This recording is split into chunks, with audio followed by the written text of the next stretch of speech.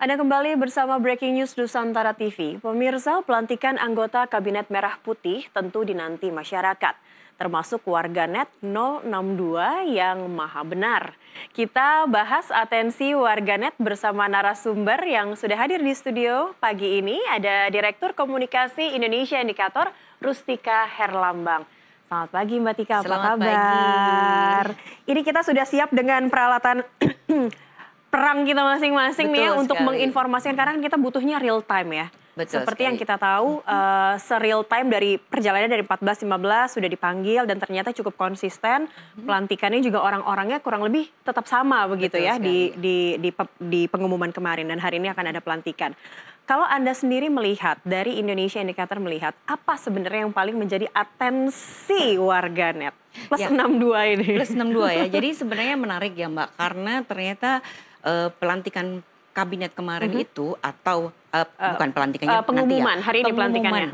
itu ternyata mendapat atensi positif dari netizen gitu. Jadi pada tanggal 14 sampai tanggal 15 itu kenapa terjadi sentimen positif? Karena netizen itu tidak menduga gitu. Beberapa nama yang muncul adalah nama-nama yang menurut netizen yang maha benar tadi itu adalah sosok-sosok atau figur-figur yang cukup kredibel gitu. Oh, berarti mewakili harapan netizen sebenarnya? Netizen gitu. Oh, okay. Jadi beberapa nama yang sebenarnya muncul dan kenapa dia itu sangat netizen terkejut itu diantaranya adalah yang pertama Veronica Tan, kedua adalah Profesor Stella, ketiga adalah Ibu SMI, kemudian ada Abdul Muti dan sebagainya. Walaupun di sisi lain kemarin itu ada beberapa nama seperti Raffi Ahmad dan ada Bahlil yang sempat ada sedikit polemik gitu. Nah ternyata tadi malam itu setelah diumumkan ada sedikit kejutan dan pergeseran kan gitu. Nah dari tadi malam jam 7 malam sampai hari ini itu terdapat 40.896 postingan, terutama di media sosial Twitter, dengan engagement sebesar hampir 1,7 juta gitu kan. Siap berapa jumlah total akunnya? 22.593 dan hal ini menunjukkan bahwa ini adalah satu hal yang positif karena netizen langsung merespon dari malam dan dari pagi ini. Ditungguin begitu ya soalnya Ditungguin betul gitu. Nah kemudian ada lagi yang menarik, jadi meskipun secara postingan secara sentimen negatif itu 38%, tapi secara engagement sentimen negatifnya itu hanya 8% dan sisanya itu adalah sentimen netral. Artinya adalah bahwa netizen itu dia memposting berbagai informasi terkait dengan menteri-menteri yang diumumkan oleh Prabowo. Jadi inilah Menteri Mensesnek kita, inilah Menteri Kebudayaan kita, inilah Menteri Wamen kita, seperti itu. Nah itulah yang mendominasi gitu. Jadi kalau secara exposure, kenapa 31% sentimen negatifnya? Karena memang ada kritik yang dimunculkan oleh para netizen gitu. Sementara belum tentu kritik yang negatif itu ditanggapi serius oleh, atau bukan ditanggapi serius ya, ditanggapi oleh netizen yang lain. Kenapa? Karena netizen yang lain sedang fokus pada isu yang lebih menarik mereka. Apa kira-kira apa itu? Sosoknya, mungkin mempelajari sosoknya. Betul mengapa sekali. dipanggil begitu atau seperti apa? Betul sekali. Jadi semalam itu ada hal yang membuat netizen itu kaget dan senang, adalah munculnya Mayor Teddy. Nah, sama ternyata ya. Betul sekali. Ya. Iya. Jadi Mayor Teddy itu adalah salah satu figur yang selama ini tuh dia adalah seorang media darling. Jadi terutama di platform TikTok, Mayor Teddy itu menjadi salah satu idola betul gitu. Nah, ketika Mayor Teddy itu diangkat menjadi Mensesnek dan itu di luar dugaan, bahkan kemarin pada saat pemanggilan aja nggak ada namanya gitu kan. Nah itulah yang kemudian direspon sama netizen dengan emosi joy sebesar 43% dan surprise 24%. Dan ini adalah satu hal yang dipicu oleh Mayor Teddy, gitu. Ada Mayor Teddy membawa kegembiraan ya, membawa joy sampai 43%. Betul sekali. Jadi beberapa nama yang mendapat atensi netizen memang secara engagement terbesar memang Mayor Teddy. Kedua adalah Sri Mulyani Indrawati, ketiga adalah Budi Gunawan, keempat adalah Yusril, Airlangga, AHY, dan sebagainya. Kenapa mereka itu mendapat atensi besar? Karena mereka mendapat posisi sebagai Menko gitu. Oke. Tapi dari beberapa nama tadi yang Mbak Tika sebutkan, ada Budi Gunawan, Bu Sri Mulyani, Iya. begitu ya, ada juga Yusril Iza Mahendra, ada beberapa. Pastikan ini ada atensi yang negatif, yang pro, ada atensi yang positif juga, yang positif, yang pro dan yang kontra Iya. begitu, seperti yang didapatkan oleh Mayor Teddy. Betul. Masing-masing bisa terlihat tidak Mbak Tika, dan ada tidak pengelompokan mungkin dari gender, dari profesi, dari para netizen ini? Ya, jadi kalau misalnya dilihat gitu ya antara pro dan kontra, memang kalau per hari ini terhadap Menko lebih pada informasi terkait sama mereka itu adalah ketua partai dan mendapatkan jatah Menko gitu. Baik. Nah kalau terkait sama Budi Gunawan, memang terkait posisinya dia, apakah dia sebagai kader PDI Perjuangan atau bukan gitu. Sementara kalau yang lain lebih pada sebagai ketua partai, namun di sisi lain misalnya netizen juga mengapresiasi misalnya penunjukan Yusril udah benar seperti itu gitu. Kemudian juga penunjukan Prasetyo Hadi misalnya itu adalah salah satu hal yang disorot oleh netizen, bahwa Prabowo adalah orang yang sangat memperhatikan orang-orang yang loyal kepada dirinya gitu. Dan hal itu juga terbukti selain nama Prasetyo, ada Sugiono, ada Sudaryono, ada Fadlizon, adalah beberapa nama yang diangkat oleh netizen gitu. Dan mereka ternyata memberikan apresiasi kepada Prabowo karena dia adalah orang yang memperhatikan mereka gitu. Loyal, orang-orang yang loyal. Betul gitu. Dan di sisi lain mereka juga melihat bahwa ternyata Prabowo melihat pada rekam jejak mereka juga gitu. Kan sudah jelas rekam jejaknya tuh seperti apa gitu. Sehingga ketika dia memilih itu dia udah yakin gitu. Baik. Tapi kalau dilihat dari ini tadi grafis diagram yang sudah Mbak Rustika bersama teman-teman dari Indonesian Indicator buat begitu ya. Sebenarnya apa sih harapan dari netizen secara keseluruhan misalnya terhadap kabinet merah putih ini, melihat kabinetnya yang gemuk? Ya, jadi kalau per hari ini mungkin netizen masih kaget ya gitu. Biasanya kita nunggu besok hari gitu kan. Nah yang pertama adalah terkait sama kabinet gemuk yang menjadi kritik dari kaget beberapa. Sama jumlahnya begitu. Kaget sama jumlahnya karena itu akan berdampak banyak pada kementerian, berdampak banyak pada soal koordinasi gitu.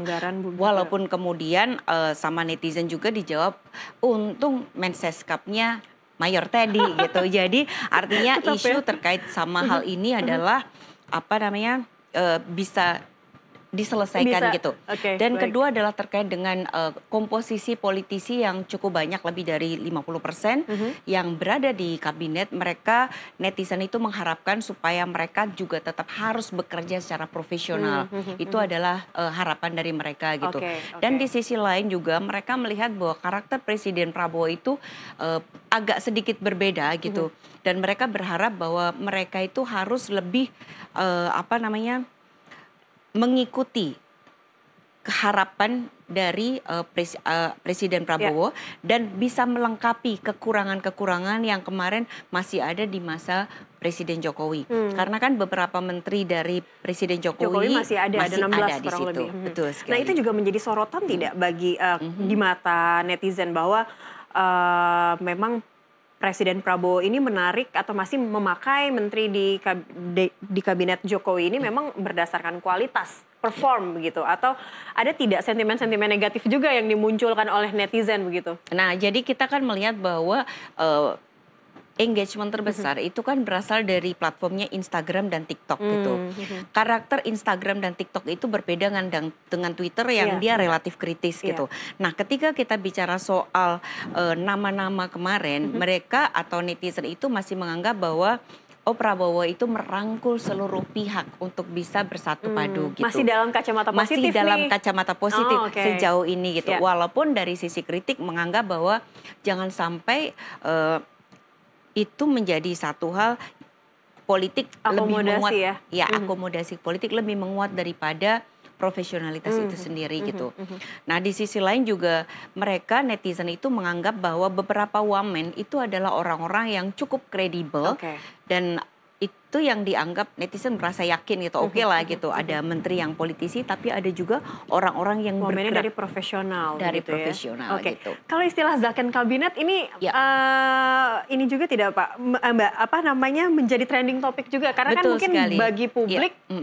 Ini mungkin jadi istilah yang baru juga nih. Betul begitu. sekali. Jadi istilah zakon kabinet itu kemudian dia menjadi muncul karena kenapa netizen itu dalam tanda petik pada saat itu mengamini, terutama pada tanggal 14-15 karena mereka melihat beberapa nama yang muncul gitu ya, terutama memang karena adanya Profesor Stella dengan gayanya yang unik, itu membuat netizen akhirnya mulai mencuri-curi informasi gitu. Siapa sih menteri-menteri yang bagus dan akan menjadi menteri kita ke depan? Apalagi wajah baru yang bikin surprise juga banyak begitu ya. Betul sekali. Itu yang membuat netizen cukup antusias. Walaupun kemarin sempat ada sedikit polemik terkait sama isu doktoral ya gitu. Tapi ternyata misalnya dari Golkar, itu kan dia juga seorang doktor, profesor, bahkan di situ netizen menganggap bahwa kalau nggak salah itu ada sekitar 7 profesor yang ada di sini. Dan mereka adalah profesor-profesor yang kredibel dari universitas yang ternama. Itu menjadi alasan bahwa zakon kabinet itu bisa diwujudkan. Bisa diwujudkan. Tapi balik lagi nih ke zakon kabinet yang idealnya adalah mayoritas diisi oleh orang-orang dari kalangan profesional. Tapi nyatanya kalau, atau mungkin Mbak Tika punya data, sebenarnya di dalam kabinet ini banyakan profesional atau dari parpol juga banyak? Karena ada 4 klaster sebenarnya kan? Iya, betul sekali. Nah itu kita bisa lihat dari data. Jadi kalau secara detail memang politisi ternyata 43,12%, profesional 33%, dari TNI 8,26%, dari akademisi 6,42%, relawan, tokoh agama, pengusaha, dan jurnalis. Jadi ini sudah sebenarnya Prabowo sudah mulai merangkul seluruh pihak sebenarnya di sini gitu. Iya. Dan kalau kita lihat ini TNI Polri juga dibandingkan sebelumnya di kabinet Jokowi juga lebih banyak tidak? Kalau kita melihat mungkin ini masih berdasarkan komando militer begitu background Iya betul gitu. Tetapi apa yang muncul misalnya di TNI itu memang terhadap 2 figur terutama ya gitu. Kita bicara soal media sosial kan. Jadi media sosial ternyata dia lebih banyak mengangkat terkait sama Sugiono sama Mayor Teddy gitu. Dan mereka lebih pada melihat pada keseriusan dan sebenarnya adalah masa depan Mayor Teddy itu seperti apa gitu. Nah tapi di sisi lain mereka juga melihat bahwa pilihan TNI atau Polri yang dipilih oleh Prabowo itu adalah figur-figur yang cukup kredibel gitu. Dan setidaknya harus dipercaya publik juga ya. Karena kita melihat yang menarik juga ini ada nama Syafri Samsudin juga mencuat kembali setelah lama sekali dan sempat menjadi sosok yang diidolakan juga di masa itu ya. Itulah khasnya netizen ya. Jadi dulu Syafri Samsudin itu adalah figur yang media darling gitu ya. Dan kemudian Syafri juga dikenal dia orang terdekat Prabowo. Dan mungkin kalau kita lihat karakter-karakter orang di sekelilingnya Pak Prabowo, mereka tuh jago-jago, tapi tidak suka bagaimana nih? Pamer. Ya, jadi akhirnya ketika Syafri menjadi Menteri Pertahanan adalah sesuatu yang dianggap netizen itu wajar gitu. Karena sesuatu yang ya kita lihat karakternya kan Pak Syafri dia figur yang sangat kredibel, punya kompetensi dan memang itu bidangnya gitu kan. Dan selama ini memang dia membantu Prabowo gitu. Jadi ini juga tidak masalah kalau memang teman-teman lama begitu ya. Betul. Dan itu karena kan bagaimanapun kalau kita menjaga sebuah kabinet kan harus orang-orang yang kita percaya yang harus bisa bekerja. Iya betul. Itu juga yang disampaikan oleh Pak Prabowo juga ya.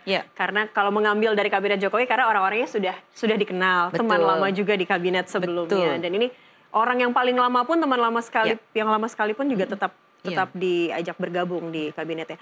Kalau dengan wajah-wajah muda dan mungkin bisa kita bilang tidak terlalu populer begitu bagi publik, bagi netizen apalagi. Ini juga jadi perbincangan tidak di media sosial Mbak Tika? Ya, betul sekali. Dan salah satu hal yang menarik itu adalah perbincangan terutama atau istilahnya dari ada perbincangan julidnya Gen Z gitu. Itu adalah Profesor Stella. Jadi kenapa Profesor Stella itu dari awal dia tuh memantik emosi atau reaksi dari netizen dan terutama anak muda. Karena cara dia berkomunikasi kepada wartawan itu tidak biasa gitu. Baik, baik. Jadi kalau yang lain kan saya diminta untuk apa gitu. Nah, Profesor Stella kan langsung menyampaikan saya adalah profesor dari bla bla bla bla bla, langsung menyampaikan CV-nya gitu. Jadi semua orang itu dan lebih meledak-ledak seperti gitu ya kalau betul, kita tangkap dan ya. netizen itu kaget dan akhirnya kan mereka langsung mencari informasi dan akhirnya mereka juga punya kebanggaan tersendiri gitu. Wah, keren juga ya, Setelah ini tahu orang ya. Indonesia jadi profesor di sana dan dia kembali untuk Indonesia. Jadi nuansa nasionalisme itu menjadi sangat kuat gitu. Itu adalah beberapa nama yang mendapat atensi cukup besar gitu ya dari netizen gitu. Di sisi lain ada misalnya sebenarnya Taufik Hidayat gitu ya. Taufik Hidayat itu diharapkan netizen sebaiknya dia jadi menterinya gitu. Iya, baik. Ini kan namanya netizen ya gitu. Atau maha benar netizen yang betul. Bisa punya penilaian dia juga menyatakan oke, Taufik kalau misalnya nanti dito macam-macam di smash aja gitu. Nah itu adalah beberapa isu yang mendapat atensi netizen gitu. Jadi mereka cukup happy gitu. Otto Hasibuan juga mendapatkan respons juga dari netizen dan berharap semoga bisa menyelesaikan hal-hal yang terkait dengan hukum gitu. Veronica Tan dia lebih mendapatkan atensi netizen karena sentuhan emosional dari netizen itu sendiri gitu. Jadi mereka juga mengapresiasi Veronica. Dia diem tapi sebenarnya dia banyak sekali bergerak gitu. Dan itu yang membuat netizen mengapresiasi Prabowo terkait sama pemilihan Veronica Tan. Jadi di awal ketika diumumkan itu ada dua nama yang cukup mengejutkan adalah Stella sama Veronica. Tan, kekuatan perempuan kalau itu. Oke, baik. Thomas Dwi Wandono ini yang kalau kita tahu juga sempat di awal-awal kan sempat diperbincangkan juga begitu ya karena masih ada hubungan darah dengan Presiden Prabowo. Lebih positif atau tidak ini kalau ngelihat dari angkanya sih ya cukup tinggi ada cukup tinggi besar. Tetapi sejauh ini memang dipersepsikan lebih pada netral dan positif gitu karena dia karakternya bukan karakter yang membuat kontroversial gitu. Baik. Jadi masih dinantikan seperti apa kinerjanya betul begitu ya. Sekali dan netizen juga sebenarnya mempertanyakan gitu kan. Karena pada tanggal 14-15 ada dua nama yang cukup diangkat netizen adalah nama Raffi Ahmad dan juga Gus Miftah. Karena kemarin ada juga Budiman Sujatmiko. Jadi netizen juga mempertanyakan kemana Raffi, kemana Gus Miftah, apakah mereka mendapatkan penugasan baru gitu. Belum lagi juga soal isu Abu Janda yang keluarnya masuknya lewat pintu belakang. Nah, seperti itu. Ada juga beberapa isu terkait sama wamen selundupan dalam tanda petik dan ternyata juga tidak muncul. Nah, itu juga beberapa isu yang mendapat atensi netizen. Namun sejauh ini gitu hingga pagi ini pukul 8:00 netizen masih mengapresiasi terhadap apa dan menteri-menteri yang sudah dipilih oleh dan Prabowo. Sudah disampaikan ya, sudah diumumkan oleh Prabowo dan Gibran. Baik, kita akan jeda dulu Mbak Rustika, pemirsa tetaplah. Terima kasih Anda masih bersama kami di Breaking News Nusantara TV. Kita masih menantikan pelantikan dari menteri-menteri dari Kabinet Merah Putih di pemimpinan Prabowo Gibran. Masih bersama Mbak Rustika Herlambang, Mbak Tika. Ini kalau tadi kita lihat netizen kita atau masyarakat kita akhirnya jadi aktif nih mencari tahu sosok atau biografi ya. Setidaknya biodata singkat dari siapa sih sebenarnya menteri-menteri di kabinet sekarang ini. Tapi kritisnya netizen ini sampai sebatas mana? Apakah mereka juga akhirnya mencari tahu efek dari kabinet yang gemuk ini akan berpengaruhkah kepada anggaran atau adakah perubahan-perubahan dari kementerian yang jadi banyak ya, kayak mungkin kementerian Menparekraf tadinya bergabung menjadi satu tapi dipisah begitu kan, pariwisata dan ekonomi kreatif dan banyak kementerian-kementerian yang akhirnya dipecah begitu. Sejauh mana masyarakat memperhatikan hal-hal yang seperti itu ya, juga? Terutama masyarakat yang atau warganet yang paling kritis itu dia berada di Twitter. Jadi sejak tanggal 14 kemarin sudah mengingatkan karena munculnya nama yang cukup besar dan rencana Prabowo untuk memperbesar kementerian gitu. Yang dianggap oleh netizen itu sebagai kabinet balas budi. Karena dia dia merangkul seluruh pihak gitu kan. Bahkan isunya pada saat itu kan masih menunggu tanggal 18 Oktober gitu. Dan netizen pun mengaitkan dengan pertemuan antara Prabowo dan Megawati gitu.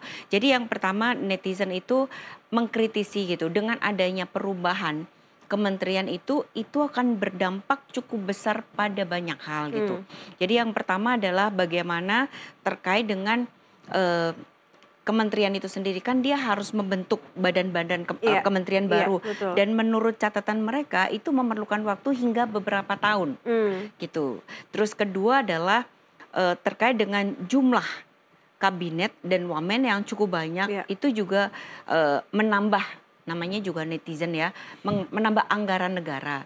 Juga soal pajaknya seperti apa, juga soal koordinasinya, penggajiannya seperti apa, kemudian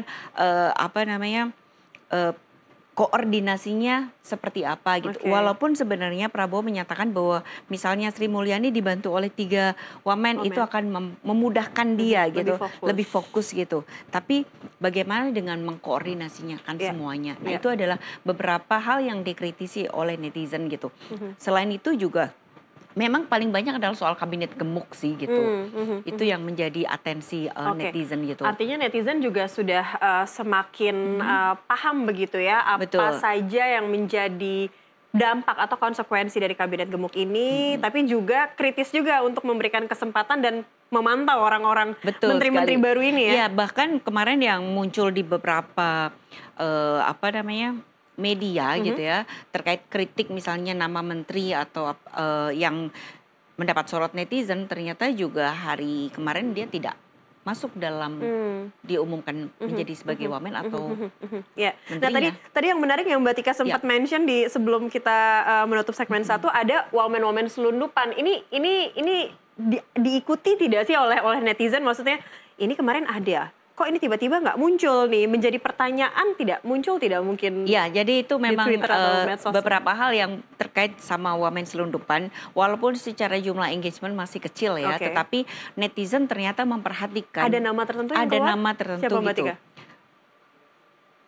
Ada nama tertentu. Ya, dia adalah putri dari salah satu ketua partai. Nah, terus kemudian sempat muncul gitu. Dan kemarin juga yang disebut selundupan itu adalah Ahmad Kodari yang tidak dipanggil tapi ada. Nah, ternyata kemarin malah justru diumumkan gitu. Nah, itu adalah beberapa isu yang menarik hati netizen karena netizen langsung menyoroti gitu. Kenapa kok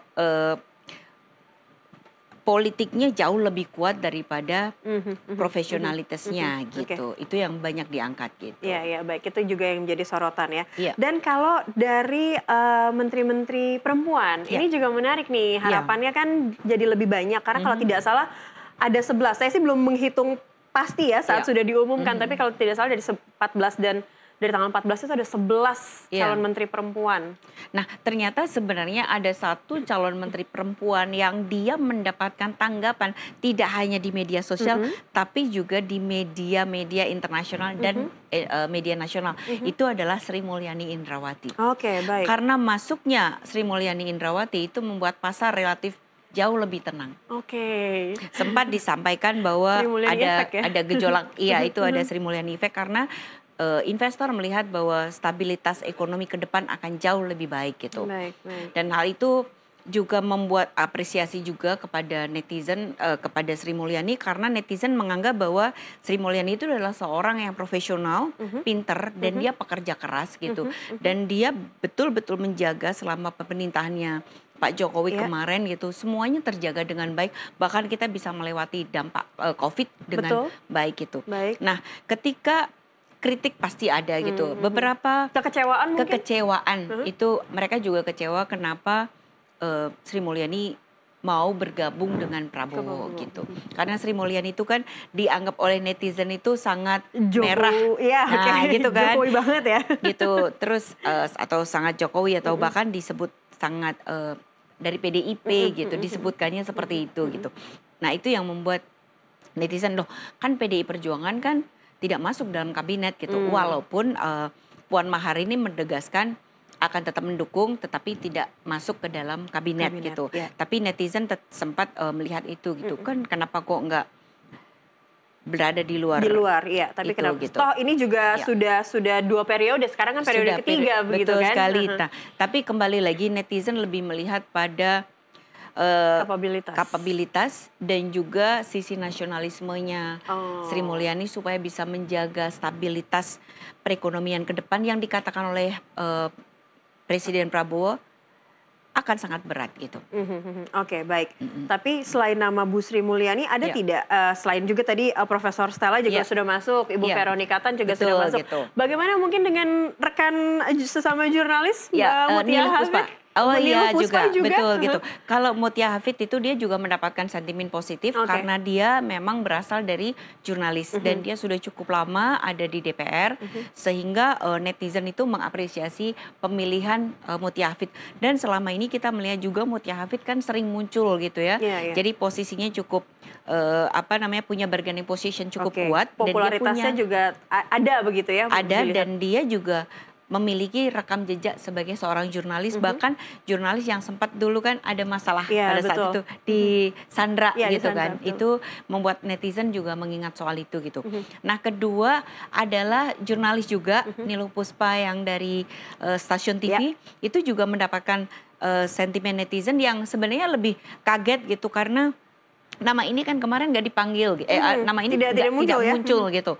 Terus ternyata dia masuk sebagai wamen pariwisata dan netizen juga mengharapkan bahwa adanya jurnalis ini bisa memberikan warna terhadap kabinet merah putih dan apalagi kalau kita lihat Mutia Hafid tempatnya nampaknya cocok begitu ya di kementerian. Tadinya Kominfo tapi berubah nama nih Mbak Tika ya, jadi Kementerian Komunikasi dan Digital begitu ya. Betul sekali. Nah, sesuatu yang lagi seksi sekarang kan, isu digital ke depan. Dan betul kalau Presiden Prabowo bilang ingin lebih fokus dan tepat sasaran, nampaknya perubahan nama ini ada hal yang positif begitu ya. Betul sekali.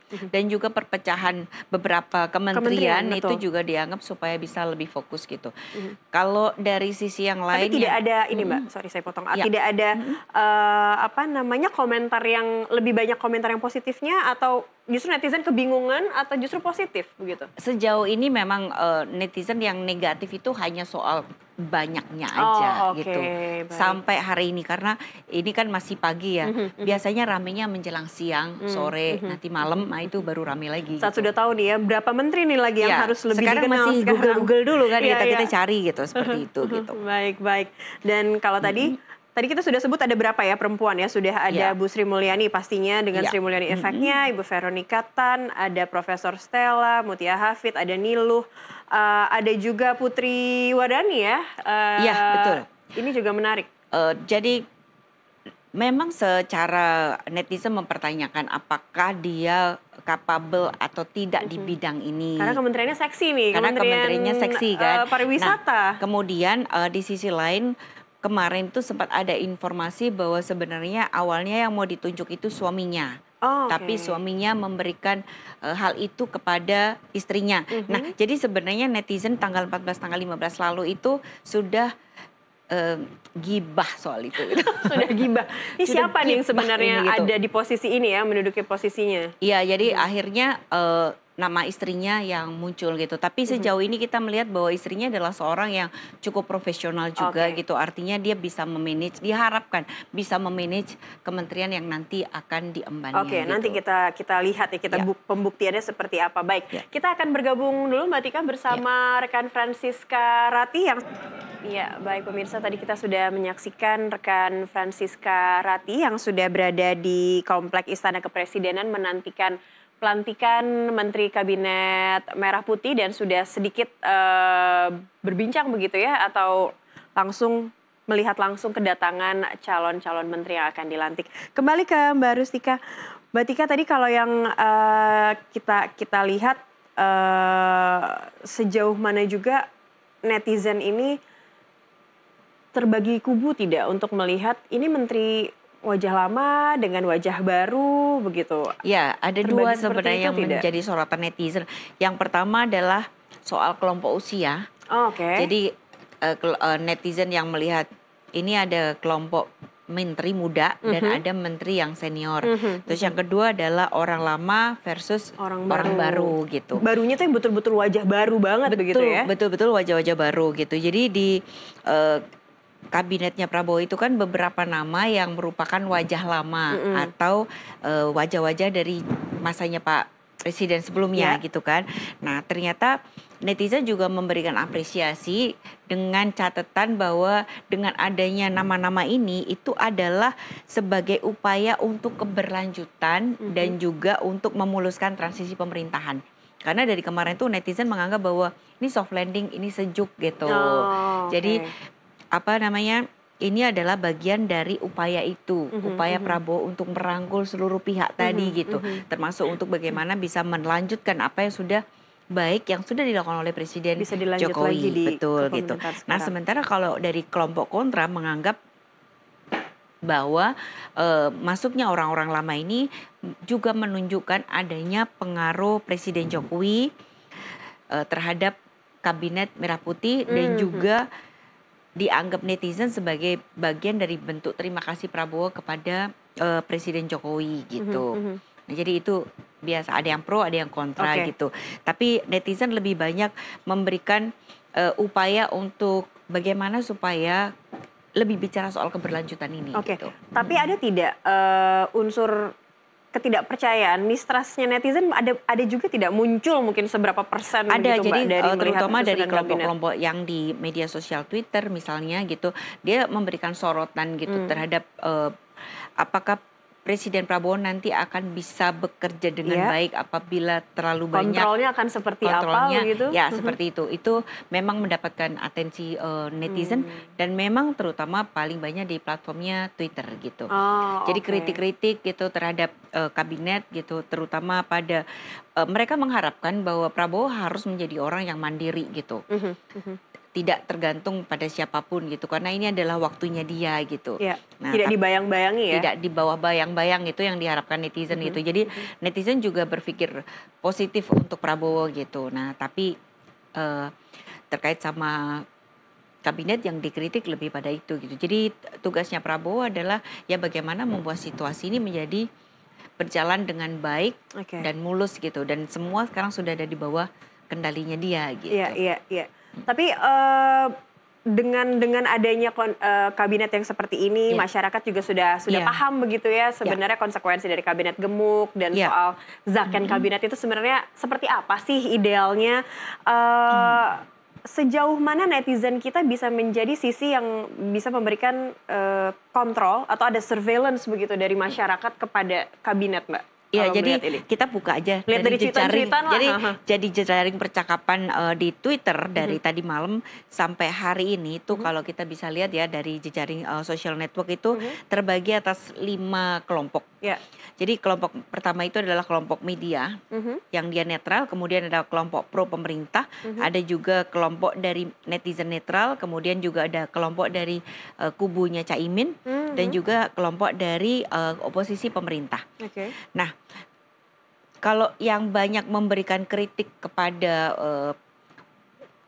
presiden sekarang itu, kabinet ini itu memang berasal dari oposisi pemerintah. Jadi oposisi ini sebenarnya mereka senang karena ada beberapa menteri lama dan tokoh yang mereka tidak suka tidak ada dalam daftar itu, gitu kan? Like and dislike jadinya like and dislike gitu. Terus kemudian juga di sisi lain ada kekhawatiran ada dengan beberapa menteri karena dia dianggap sebagai orang yang tidak bisa dikritik gitu. Artinya tidak bisa dikritik akan sosok dari sosoknya mungkin temperamental melihat kritik atau jadi dari dia orangnya agak susah gitu loh, saklek gitu dibilangnya gitu. Nah kemudian juga secara umum juga mereka menganggap bahwa kabinet ini masih terlalu gemuk gitu. Dan dari kelompok oposisi pemerintah itu sangat yakin bahwa sebentar lagi pasti ada reshuffle. Langsung ya, langsung ada gitu. Seperti itu ya. Ini yang menarik Caimin ini. Ada kubu dari Caimin, sementara ini persentasenya menurut Mbak Tika akan menurunkah saat Caimin sebenarnya sudah ada di dalam kabinet? Jadi sebenarnya di sini itu adalah kelompok-kelompok yang dia itu kontra terhadap Caimin atau Oh, apa ini justru namanya kontra terkait terhadap sama Caimin. isu Oke, terkait Caimin gitu. oke. Karena mereka membahas lebih pada bagaimana Caimin itu begitu pandainya gitu lah, Mhm, mhm, ibaratnya mhm. tuh secara politik gitu sampai dia bisa berada Mhm. menjadi menteri gitu. Ya. Kenapa hal ini itu muncul? Karena netizen masih mengingat soal Anies Baswedan gitu. Ya. Nah, karena ini kan kita bicara terkait Kemana Anies dengan, Baswedan begitu ya? ya, jadi ini bicara soal netizen dan hanya di platformnya X saja gitu. Oh, oke. Nah, kalau kelompok yang baik-baik gitu ya, itu adalah kelompok dari pro pemerintah. Mhm, Mereka ini rata-rata adalah kelompok para pendukung Prabowo mhm, yang sangat militan dan mereka memberikan ucapan selamat gitu mhm. ya, terutama kepada Fadlizon, Mmm, Mayor Teddy mhm. gitu. Terus kemudian juga beberapa orang-orang yang dianggap setia pada Prabowo dan itu Oke, adalah yang terbaik gitu. oke. Ya, ada juga menyindir tapi apa masih dalam Kerangka koridor yang koridor yang, ini positif lah positif ya di media gitu, ya. sosial ya, oke. Kemudian kalau media, Mhm. media lebih banyak, jadi ini kelompok netizen itu lebih mengomentari apa yang dimunculkan di media, terutama ketika media mengangkat soal Mayor Teddy. Oke, Oke, jadi positifnya dari sisi media ini karena Mayor karena Teddy-nya ya? Mayor Teddy gitu dan kita Oke, lihat kan bagaimana engagement tuh besar dan isu terkait sama Kabinet Merah Putih itu di-drive oleh Mayor Mayor Teddy gitu. Teddy, mhm. Jadi Mayor Teddy ini di mata netizen itu menimbulkan banyak pujian gitu loh. Oke, Mereka suka pada Mayor Teddy dengan kerjanya, dia diem tapi betul-betul dia loyal terhadap Prabowo gitu. Namun di sisi lain netizen mempertanyakan dua hal. Yang ya, pertama, apakah dia akan diberhentikan dari TNI? Bagaimana mhm, nasibnya nanti gitu? mhm. Karena mereka khawatir nanti 5 tahun lagi kalau Presiden Prabowo sudah nggak jadi presiden, Mayor Teddy kemana sayang nih? Ya, gitu kalau dia harus mundur karena gitu. media darling ya, jadi Karena dia sebenarnya media daring ekspektasi, gitu. masyarakat atau netizen jadi takut kehilangan Mayor Betul Teddy di sekali. media sosial. Ya, terus yang kedua adalah netizen mengapresiasi terkait sama Taufik Hidayat. Oh, Jadi oke. penunjukan dari si Taufik Hidayat itu cukup bagus dan mereka tadi kan saya sampaikan mereka mengkritik Dito gitu.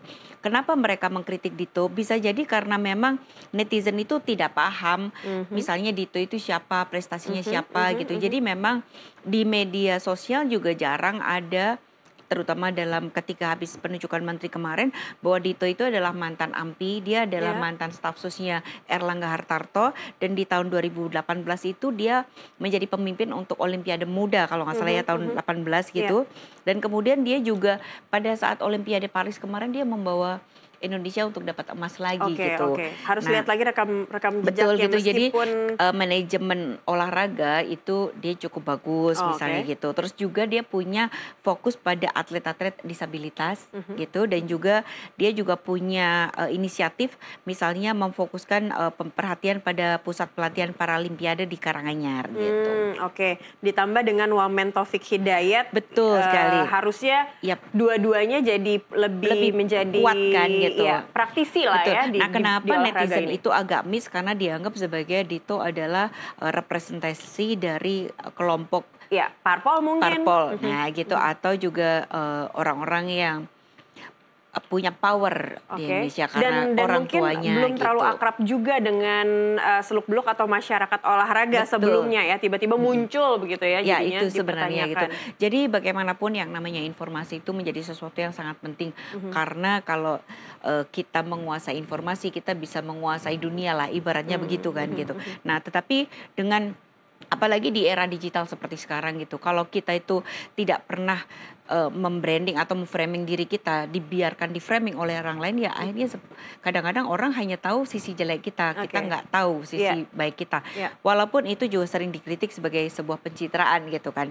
Nah, kemudian masih ada satu lagi Mhm. Mbak, netizen netral Iya, gitu. netizen netral nih Kembali lagi eee, kalau kita bicara soal memposisikannya? netizen netral adalah terkait sama Mayor Teddy lagi. Kembali ya, Mayor Teddy, Iya, baik media Mayor betul dikontrol oleh gitu. Mayor Teddy dan Jadi netizen netral juga? mereka mengapresiasi betul Mayor Teddy Mhm, gitu. Terus kemudian juga ya memberikan komentar-komentar gitu. Tapi terhadap beberapa nama menteri misalnya mhm, diantaranya misalnya Muhaimin Iskandar misalnya mhm, gitu. Jadi mhm. beberapa nama menteri kemudian dia kasih respon gitu. Oke, oh ini artinya netizen yang tidak tidak, Ya, melihatnya sebagai ada pro kontra, tapi betul. dihiasi oleh Mayor Teddy Betul, Mayor Teddy kembali. Jadi ya. memang Itu yang Mayor akhirnya Teddy membuat masyarakat atau netizen memposting sesuatu. Iya, jadi kalau di tahun 2014 lalu kita tahu ada nama Susi Pujiastuti yang benar-benar mendrive isu Iya, terkait sama iya. kabinet. Nah ternyata di kabinet Merah Putih yang mewarnai terbesar adalah Mayor Mayor Teddy Teddy ya. dan di Oke. framing dengan sangat positif oleh netizen. Apalagi apa nih, emak-emak ya? juga. Emak-emak, TikToker, Oke. terus kemudian juga Instagram itu paling banyak mengangkat soal Mayor Teddy gitu. Baik, baik. Nah, Mayor Teddy mungkin sebagai media darling, tapi kalau kita kembali mundur agak jauh ini kalau melihat sosok ada nama Fadlizon dan Fahri Hamzah yang dulunya juga sering sekali warawiri juga di media sosial, tapi banyak tanggapan yang negatif dari netizen dan masyarakat, bahkan tidak sedikit juga saling serang begitu. Iya. Nah, muncul di dalam kabinet. Mengejutkan juga tidak bagi netizen ini, Mbak Tika? Netizen melihatnya sebagai sebuah bentuk loyalitas. Jadi bagaimana Prabowo itu dia menghargai figur-figur yang menemani dia pada saat dia susah sampai saat ini. Itu yang dilihat oleh netizen gitu. Jadi ketika netizen itu melihat Fadlizon itu adalah sebagai figur diehardnya Prabowo yang dia berani maju di depan, yang dia berani melawan semuanya dan dia berani berani nyinyir pada siapapun gitu untuk membela Prabowo gitu. Bahkan ketika Prabowo ada di kementerian, Fadlizon kan lebih banyak menyingkir gitu kan gitu. Seperti hiatus dari media sosial. Iya, seperti itu, seperti menyingkir walaupun dia masih tetap aktif gitu. Nah, netizen lebih melihatnya pada bagaimana Prabowo itu dia merangkul dan dia memberikan apresiasi kepada orang-orang yang sudah menemani dia gitu. Yang tadi disebutkan ada Sugiono, ada Sudaryono, ada Fadlizon. Itu adalah beberapa nama yang disebut oleh netizen. Safri Samsudin ya begitu. Betul sekali. Nah, terhadap Fahri Hamzah itu ada dua sisi. Yang pertama adalah dia merangkul karena mereka adalah diehardnya juga Prabowo pada saat Pilpres kemarin dan dia adalah parpol Gelora walaupun kemarin dia tidak masuk ke DPR, tapi Prabowo tahu bahwa Anies Mata maupun Fahri Hamzah adalah figur yang punya loyalitas gitu. Dan juga vokal juga begitu ya. Vokal dan diehardnya Prabowo. Baik, baik. Ternyata kembali di kabinet ini justru positifnya yang ditangkap oleh netizen. Betul ya sekali. antara Jadi kedua ini sesuatu yang menurut saya menarik ya Mbak. Jadi sejak Pilpres kemarin gitu ya misalnya atau dalam beberapa isu di nasional gitu. Ternyata netizen itu lebih suka merespon sesuatu yang sifatnya tuh lebih mudah dicerna oleh mereka, lebih ringan gitu. Informasi yang dikemas dengan bahasa yang lebih sederhana itu lebih mudah di mata mereka atau ditanggapi oleh netizen daripada isu-isu yang sifatnya tuh mengkritisi gitu. Dan memang isu-isu kritik itu lebih banyak adanya di platformnya Twitter. Tapi ternyata tanggapan netizen itu terbanyak ada di platformnya TikTok gitu. Dan juga Instagram. Dan kalau kita bisa melihat bahwa terkait sama bagaimana sih orang-orang yang melihat informasi, karena sekarang kita era digital gitu. Orang-orang lebih suka membaca apapun, memprediksi apapun, melakukan apapun, memutuskan apapun itu based on media sosial gitu. Dan media sosial khususnya TikTok itu adalah salah satu media sosial yang sekarang itu betul-betul sedang naik daun gitu.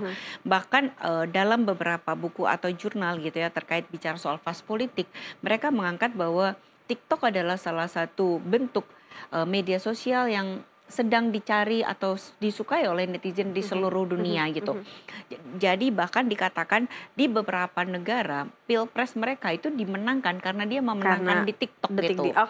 Nah terus kemudian kalau di Indonesia juga itu juga terkait juga dengan adanya kenaikan tingkat atensi warganet terhadap TikTok yang pertama. Kedua, ternyata orang membaca TikTok itu dia posisinya di bawah WhatsApp. Jadi setelah WhatsApp tuh orang TikTokan gitu.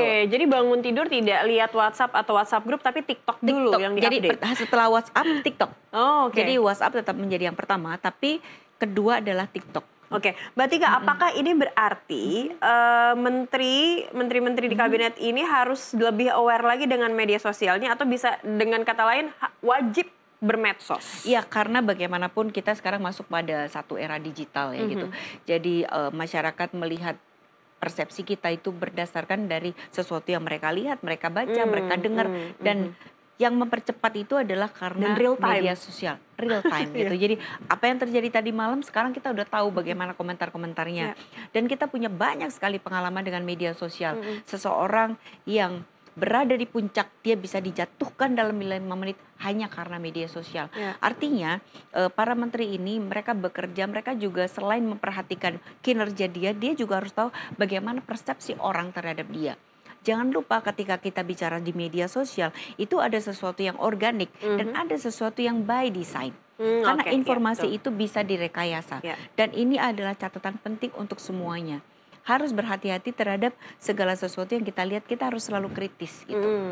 Nah, apa yang bisa, mungkin ini jadi saran juga ya bagi Anda juga pemerhati media sosial juga jadinya.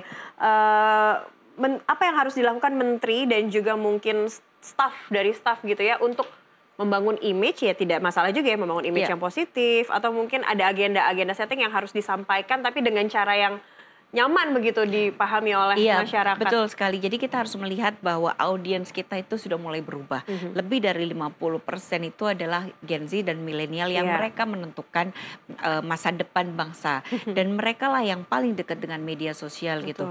Nah, artinya mereka bagaimanapun para menteri ini mereka juga harus selain berbuat baik, itu tim juga harus mempersiapkan apa yang sudah mereka lakukan kepada masyarakat dan menjelaskan apa yang sudah mereka aktivitas apa atau kebijakan apa itu harus bisa disampaikan kepada masyarakat dengan cara yang lebih gampang. Karena apa? Sekarang itu ada 5 platform misalnya gitu ya. Mereka harus bisa membedakan antara kebijakan atau statement atau hal-hal yang terkait di Twitter dengan narasi yang berbeda dengan yang ada di TikTok misalnya gitu, dengan narasi yang berbeda dengan ada di Instagram.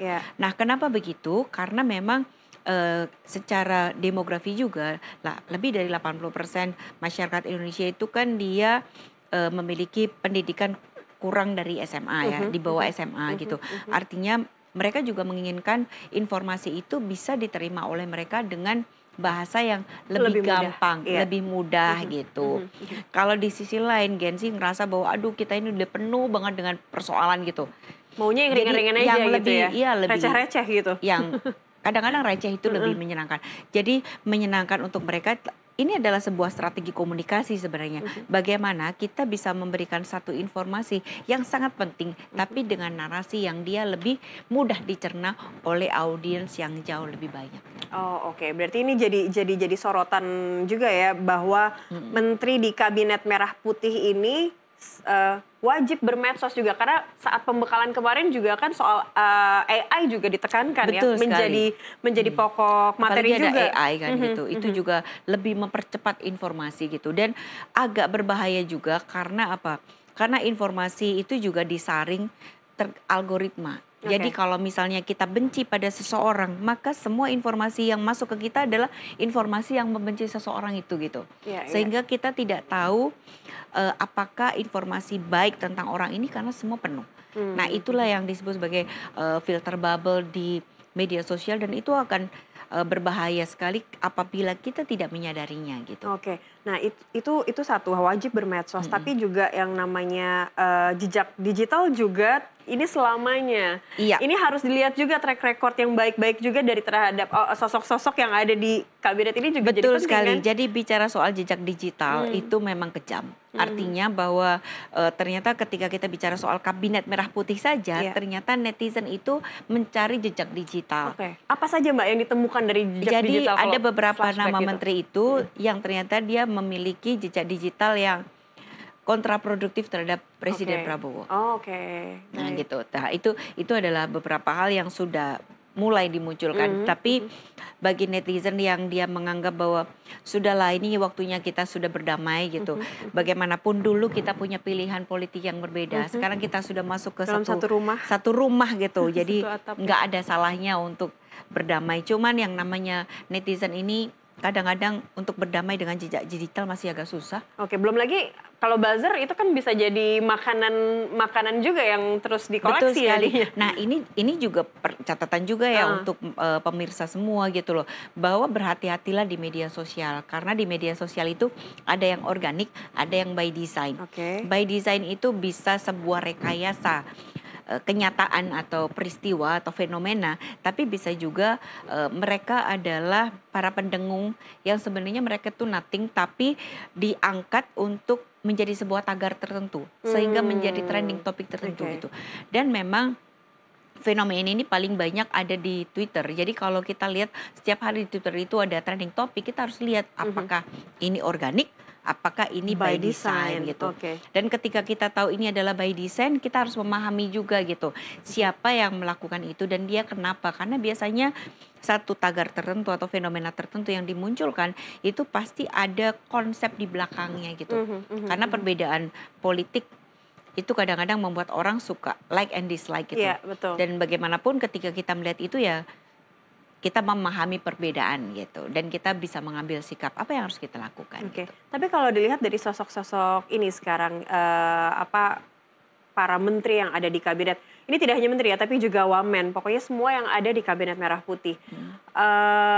Ada tidak yang bisa terlihat begitu dari rekam jejaknya atau dari jejak digitalnya yang pasti ini berpotensi ya untuk menjadi sosok-sosok yang kontroversial nantinya selain dari performanya di kabinet atau selalu berhubungan dengan performa? Ya sejauh ini memang kalau disebut sebagai kontroversial itu pasti ada yang beberapa yang kontroversial dengan berbagai ragam alasan ya gitu atau sudut pandang gitu.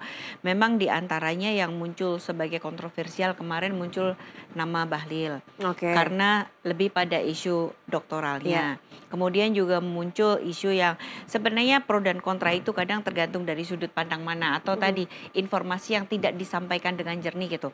Jadi beberapa nama yang mendapat kontroversial lagi misalnya Menteri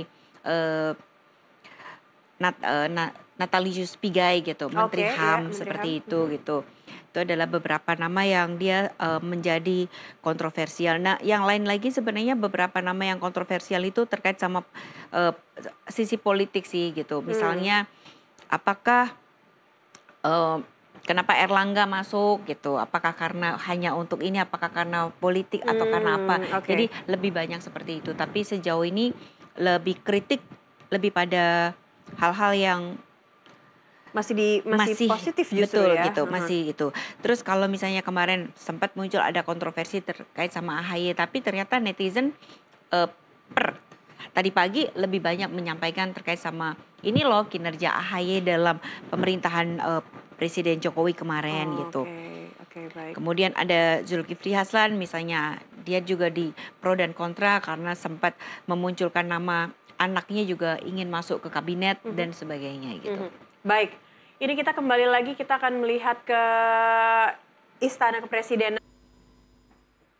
Ya pemirsa, baru saja kita saksikan bersama pelantikan dari Menteri Kabinet Merah Putih di kepemimpinan Presiden Prabowo Subianto dan Wakil Presiden Gibran Raka Buming Raka. Dan kembali bersama Mbak Rustika Herlambang, ini kita sama-sama mengucapkan selamat juga ya kepada Menteri terpilih di Kabinet Merah Putih di periode 2024-2029. Kita akan lihat kinerjanya seperti apa, sesuai dengan tidak dengan apa yang diharapkan oleh netizen. Tapi Mbak, setelah kita saksikan bersama tadi pelantikan begitu ya, tidak terlalu panjang gitu, apa yang langsung tergambarkan secara real time? Jadi secara real time per jam ini ternyata isu yang paling ramai dibicarakan oleh media dan media sosial yang pertama masih tetap Mayor Teddy. Masih tetap Mayor Teddy. Masih tetap Mayor Teddy dan kedua adalah Wakil Menteri Pemberdayaan Perempuan dan itu adalah Ibu Veronica Tan. Ya. Dua hal itu dua ya. hal itu. Tapi ada penampakannya secara spesifik tidak sih Mbak? Artinya kalau dilihat dari dua trending topik atau dua hal yang paling disoroti oleh netizen ini? Jadi sebenarnya kembali lagi karena media itu masih menyoroti antusiasmenya karena terkait sama Mayor Teddy yang penuh dengan keterkejutan gitu kan, keterkejutan dan penuh spekulasi dan di sisi lain mereka menganggap bahwa bagaimana nasib Mayor Teddy itu masih menjadi percakapan hingga saat ini gitu. Nah, tapi kalau untuk Veronica Tan, seperti juga tanggal 14-15 lalu, dia menjadi figur yang mengejutkan karena media sosial itu butuh sesuatu yang kejutan, yang tidak biasa-biasa saja gitu ya. Dengan ada sesuatu yang inovatif gitu kan, itu yang membuat atensi netizen besar ke sana. Dan ternyata dua nama yang tadi pagi disebutkan itu dianggap netizen sebagai figur-figur yang kredibel. Mereka itu bekerja keras, tetapi tanpa banyak bicara gitu. Dan menjadi media darling begitu. Dan media darling ternyata. Tapi tadi gitu. juga yang juga mengejutkan, kita juga cukup terkejut ya dengan ada sosok Luhut Binsar Panjaitan yang ternyata tampil dan mengucapkan sumpah juga tadi. Sumpah, begitu. Betul sekali. Ternyata. Adakah sudah muncul reaksi di media sosial? Jadi sebenarnya kalau di media sosial itu mereka mempertanyakan, loh kok Luhut datang gitu. Jadi memang kabinetnya Prabowo ini penuh dengan kejutan. Gitu. Jadi kalau semalam tiba-tiba ada isu terkait sama tiba-tiba Wamen misalnya gitu kan, tiba-tiba yang sudah datang dan tidak ada gitu. Pagi ini ternyata Prabowo membuat kejutan lagi, ada opung di situ. Baik. Gitu. Kita kembali lagi dulu sebentar Mbak, sesaat ke komplek kepresidenan, Istana Kepresidenan bersama Francisca Rati.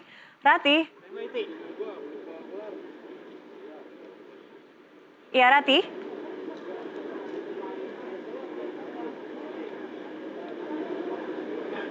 Ya, Rati silakan yang bisa Anda update dari sana. Ya, Cakri, memang suasana di sekitar Istana Merdeka saat ini masih ramai dan juga sejumlah undangan yang tidak bisa masuk ke dalam gedung Istana Merdeka tempat pelantikan diselenggarakan begitu. Tampaknya mereka menonton di area tenda yang sudah disiapkan dan mereka juga bisa menyaksikan melalui saluran televisi yang sudah disiapkan oleh panitia tentunya. Dan kami juga melihat tampaknya di sini banyak juga baik dari undangan, tampaknya mungkin dari kerabat juga, dari pihak menteri-menteri yang saat ini dilantik begitu ya. Mereka menunggu di depan gerbang. Saya melihat tampaknya mereka ingin antusias begitu, tidak sabar ingin segera mengucapkan selamat atas dilantiknya para menteri ini dan juga kepala badan yang dilantik. Dan tentunya ini mereka sangat-sangat menantikan untuk bisa langsung memberikan ucapan selamat. Dan saya melihat tidak hanya media saja begitu yang ramai begitu ya, di mana di sini kita juga menanti para menteri yang sudah dilantik yang tadi baru saja menjalani prosesi pelantikan untuk bisa memberikan statement.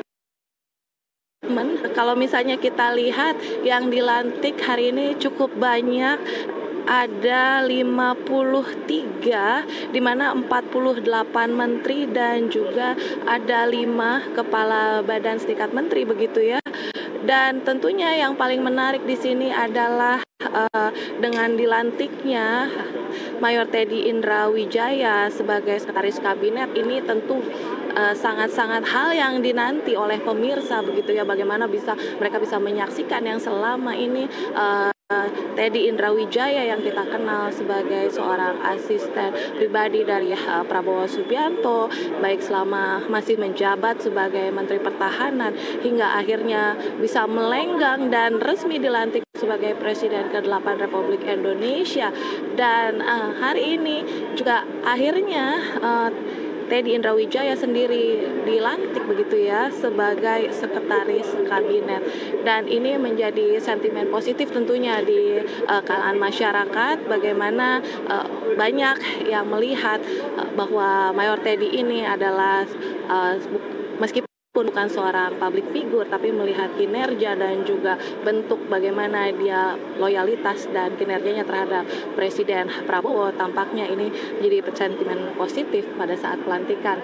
Dan saat ini memang menteri-menteri yang baru saja dilantik akan mengadakan sesi foto bersama begitu, yang saat ini seperti biasa mereka akan melakukan sesi foto dan ini akan menjadi bukti dokumentasi sejarah baru bagi Indonesia bahwa inilah kabinet baru di bawah pemerintahan Prabowo Gibran, kabinet merah putih. Dan pastinya setelah sesi foto ini kami masih ingin menantikan begitu seperti apa kira-kira dari setiap menteri ini untuk bisa memberikan statementnya, tentunya bagaimana harapan ke depannya setelah hari ini tentunya resmi dilantik. Mungkin sebelumnya karena belum resmi dilantik masih sedikit malu-malu gitu untuk memberikan statement dan tentunya visi dan misi pekerjaan atau tujuan-tujuan target yang akan mereka lakukan di 5 tahun ke depan. Mungkin dengan hari ini, dengan setelah resmi dilantik, mereka lebih berani untuk memberikan statement tentang apa saja nanti program-program yang tentunya akan menjadi arahan dari Presiden Prabowo sendiri seperti apa, karena mereka juga sebelumnya sudah mendapatkan pembekalan seperti itu ya di Hambalang terkait baik geopolitik, juga terkait anti korupsi, bahkan tentang digital dan media komunikasi. Bahkan mereka juga sempat diberikan pembekalan untuk bagaimana caranya menghadapi media. Tentunya ini juga menjadi hal yang menarik. Apakah dengan pembekalan-pembekalan seperti itu yang mereka dapatkan selama 2 hari di Hambalang ini juga bisa berpengaruh positif begitu ya, karena selama ini tentunya media apalagi dengan zaman sekarang yang semuanya serba digital dan tentunya semua proses informasi berlangsung dengan cepat. Tentunya masyarakat membutuhkan informasi-informasi yang cepat begitu terkait apa saja yang sudah dikerjakan dan apa saja yang akan dikerjakan di Kabinet Merah Putih ini yang akan datang, dan kinerja-kinerja dari para menteri ini yang sangat dinanti tentunya, karena mengingat masih ada menteri-menteri yang tentunya wajah lama begitu ya, wajah lama di kabinet sebelumnya, Kabinet Indonesia Maju yang kembali bergabung di Kabinet Merah Putih ini. Tentunya apakah ini akan memberikan hal yang juga bisa mendorong begitu ya untuk lebih cepat, karena mereka sudah terbiasa dengan kinerja-kinerja dan juga pekerjaan-pekerjaan pada saat di kabinet sebelumnya. Dan jika memang ini akan memberikan keberlanjutan seperti itu, apakah ini bisa mempercepat atau justru akan ada konflik kepentingan? Ini juga yang dinanti seperti apa nantinya tren-tren yang akan diberikan begitu ya dari kinerja setiap menteri ini dari kabinet merah putih ini yang masih kita nantikan bersama. Dan kami juga sampai saat ini tampaknya gerbang sudah belum dibuka, tampaknya masih menanti. Sepertinya sesi foto masih berlangsung dan kami masih menunggu juga kira-kira mereka siapa saja yang akan memberikan statementnya setelah dilantik. Apakah dari 53 yang dilantik atau mungkin 48 menteri yang dilantik ini mereka akan memberikan statementnya masing-masing? Ya, itu dia yang kita tunggu bersama. Sementara demikian, Cakri. Iya, baik. Tadi kita sudah saksikan bersama pelantikan Menteri Kabinet Merah Putih, dan tadi sempat diinformasikan juga oleh rekan Rati bahwa untuk pelantikan Wakil Menteri akan dilangsungkan di jam berikutnya pada pukul 15 waktu Indonesia Barat. Apakah ada yang berubah atau ada informasi terbaru terkait agenda itu, Rati? Ya, sampai sejauh ini Cakri memang tidak ada perubahan untuk jadwal agenda, masih tetap sesuai dengan jadwal sebelumnya, di mana jam 10 tadi kita sudah melihat bersama dan sudah dilangsungkan pelantikan para menteri yang akan menduduki Kabinet Merah Putih. Tentunya dengan resmi dilantik ini kita langsung menunggu apa hari pertama ini, apa yang akan langsung mereka kerjakan di hari pertama sebagai menteri. Dan di jam 3 sore nanti akan ada pelantikan untuk wakil-wakil menterinya begitu, yang akan membantu para menteri ini untuk bisa mensukseskan program-program tentunya yang sudah dicanangkan atau juga sudah direncanakan, bagaimana mereka juga nantinya akan dengan wakil-wakil yang cukup padat atau gemuk ini mungkin bisa semakin membantu dengan lebih fokus begitu ya terkait bidang-bidang masing-masing untuk bisa mempercepat program-program yang diharapkan agar bisa program-program usulan atau yang menjadi program-program yang diutamakan itu bisa lebih cepat terrealisasi seperti itu. Dan tentunya hingga saat ini informasi masih sesuai agenda, tidak ada perubahan. Dan kita juga masih menunggu seperti apa, apakah akan ada wakil-wakil menteri yang kemudian akan datang tidak lama lagi, tapi memang karena masih nanti jam 3 sore kami masih menunggu tamu-tamu undangan berikutnya. Tapi sementara ini memang agendanya masih berlangsung sesi foto dari para menteri yang sudah resmi dilantik hari ini. Demikian Cakri.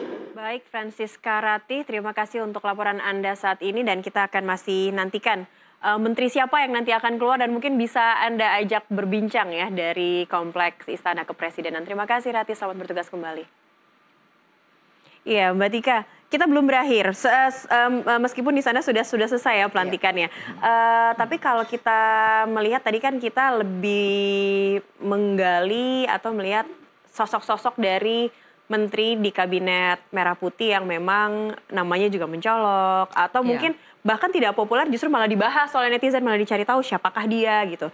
Tapi kalau secara kinerjanya presiden dan wakil presidennya nih gitu ya, secara menyeluruh apakah unsur rasa percaya justru atau malah tidak percaya atau apatis mungkin, apa yang nampak dari netizen? Nah, jadi kita membaca dari media sosial ya. Jadi media sosialnya dari 5 platform. Artinya karena setiap platform itu memiliki cara pandang masing-masing gitu. Jadi kalau dari 5 platform itu ternyata secara keseluruhan itu netizen masih fokus, mereka melihatnya secara positif dan netral. Oh, positif. Gitu. Dan itu angkanya cukup besar kemarin terkait sama Presiden Prabowo dengan kabinet-kabinetnya dengan sentimen negatif hanya sekitar 8%. Oh, Sisanya adalah netral karena netizen tadi melihatnya seperti itu. Dan kalau kita berbicara apakah ini hal yang baik atau hal yang tidak baik, saya melihatnya pada sisi yang lebih optimis gitu bahwa netizen itu memberikan kesempatan kepada nama-nama ini untuk bekerja gitu. Dan mereka, kita yakin lah netizen pasti akan mengkritisi apa kekurangan mereka dan pasti akan mengapresiasi apa yang akan menjadi kekuatan mereka. Gitu. Atau mungkin sekarang masih masa bulan madu, masih euforianya masih bulan positif. Madu, karena ya? kan kita lihat tadi kan secara emotion aja joy gitu kan.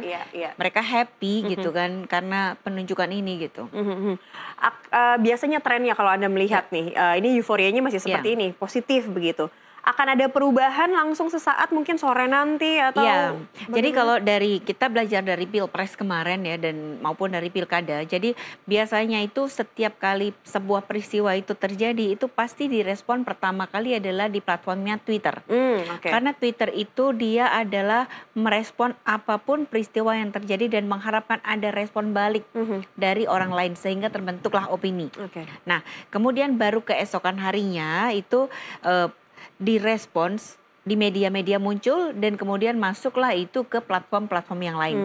Jadi biasanya H+1 itu sudah terkumpul bagaimana reaksi netizen dari berbagai platform tadi gitu. Nah kemudian kalau di dalam media sosial itu kadang-kadang ada tren. Tren itu biasanya naik dalam 3 hari kemudian turun.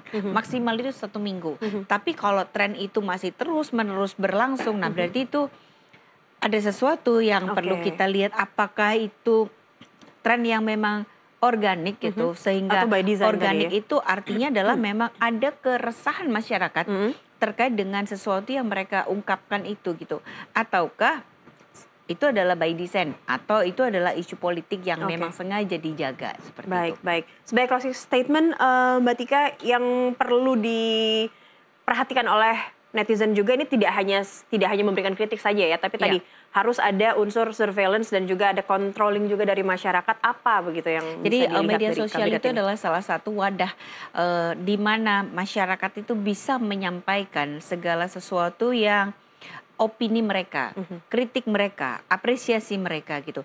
Tapi di sisi lain masyarakat atau netizen juga harus berhati-hati karena apa? Karena informasi yang berkembang di media maupun terutama di media sosial itu belum tentu kebenarannya. Oleh karena itu teman-teman harus bisa melihat dan mengecek ulang apakah informasi yang berkembang itu betul atau tidak.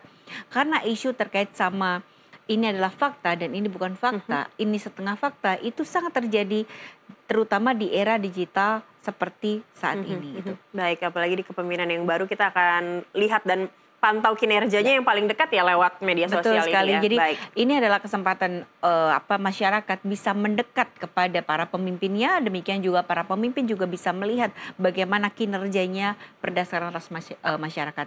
Tapi harus selalu berhati-hati terhadap berbagai informasi hoax, misinformasi, disinformasi yang ada di media dan di media sosial. Baik, terima kasih Mbak Rustika Herlambang, Direktur Komunikasi Indonesia Indikator untuk waktunya telah bergabung bersama kami di momen pelantikan Menteri dari Kabinet Merah Putih. Terima kasih Mbak.